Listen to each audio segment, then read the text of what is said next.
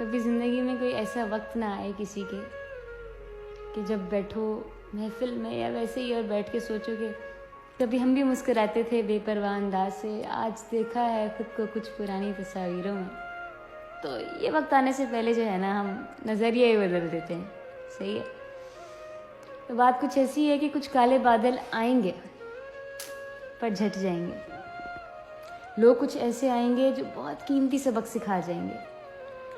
शायद जिन लम्हात की ख्वाहिश रखते हो शायद ही कभी मिल पाएंगे।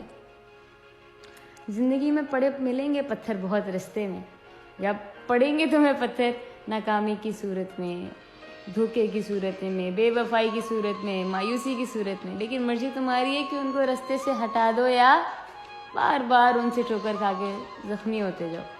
यूं ही तो आजमाए जाएंगे। ये ज़िंदगी फ़ानी है पर रब का साथ हमेशा है। इस पे यकीन रखोगे तभी तो बंद दरवाजे खुलते नज़र आएंगे। तो ज़िंदगी के लिए जीना ज़रूरी है, जीने के लिए अरमान ज़रूरी है। ज़िंदगी में चाहे जितने भी गम हों पर तुम्हारे चेहरे पर मुस्कान ज़रूरी है। तो बेपरवाह बिला झिझक मुस्कुराओ, ख्याल रखो, हिम्मत रखो। बाकी सब कुछ जो है चलता रहेगा। हमने साथ साथ चलना है, रुकना नहीं है, हिम्मत रखनी है। ठीक है, चलो अपना ख्याल रखो। स्माइल, क्योंकि तुम खास हो।